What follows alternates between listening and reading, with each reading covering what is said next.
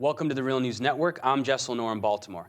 As the humanitarian and refugee crisis in Syria continues to worsen, our next guest has noted how many countries, such as the United States, Qatar, and Iran, continue to spend more money supplying arms that fuel the conflict rather than on humanitarian assistance for Syrian refugees. Now joining us to discuss this is Rania Khalek. She's an independent journalist reporting on the underclass and marginalized. Her work has appeared on The Nation, Extra, Salon, Truth Out, Al Jazeera America, and much more. Thank you so much for joining us. Thanks for having me on, Jessel. So Rania, what can you tell us about this disparity between the money spent to kill people versus the money spent to help people in Syria? It's really striking because we've been hearing a lot about how there's all these outside actors, fueling the violence in Syria, and it's true. Syria's turned into a huge proxy war where you've got certain countries like the United States and Saudi Arabia and Qatar and Jordan and Turkey on one side supporting the rebels, and then on the other end you've got Russia and Iran. So it's really interesting if you look at these countries who have been arming either side and are largely, I would say, at least are partly to blame for the violence. What you see is that they're spending way more money on arming the side that they want to win, and flooding the country with weapons than they are on the humanitarian crisis that has resulted with refugees, which I think number now in something like 6 million, 2 million outside of Syria, and 4 million displaced.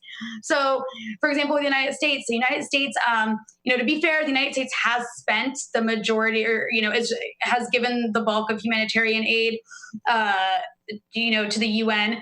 The UN's requested something like $3 billion. The United States has given around $1 billion. So that's great. But if you compare that to how much the United States has spent backing the rebels, it's not quite as much.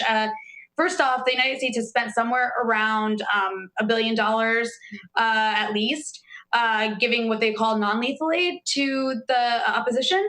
That doesn't seem like the biggest deal in the world, but at the same time, this is things like, trucks and radios and, medical equipment. That's really, food, that's really important stuff. But when you have a situation where there's a humanitarian crisis and you're sending lots and lots of, whether it's food or fuel to the opposition, there's no guarantee that that's going to get to the people who need it most inside Syria. But on top of that, the United States has also been actively funding a CIA program to basically arm the opposition. We don't know how much has been spent on that because it's been mostly covert. They've also, according to various news reports, the U.S. has been, covertly training Syrian rebels. So we don't know how much that's costing as either, but I would imagine it's not cheap. And then also, if you look at the Syrian refugee crisis that has resulted, the United States has only taken in 33 Syrian refugees at this point. That's a pretty pathetically low number. And overall, the U.S. is offered to take in a total of 2,000 Syrian refugees, which is also a pathetically low number. You see this huge disparity. And the same goes for, which I would say the two countries that have really been, spending the most money on arming the opposition in Syria, which are Qatar and Saudi Arabia. With Qatar, they've spent $3 billion on arming the rebels. And that, compare that to $2.7 billion, I believe, which is going to humanitarian aid for Syrians. And that's a huge difference. And the same thing with Saudi Arabia. Saudi Arabia spent something like $50 million, or maybe a little bit more than that, on humanitarian aid, and they haven't taken in any refugees as far as I know, and they've spent billions and billions of dollars. They've been one of the main backers. We don't know exactly how much, but it's more than Qatar is spending, so it's billions of dollars on arming the opposition. It goes both ways. Also with the U.S., with Russia and Iran, which have been steadfastly supporting the Assad regime.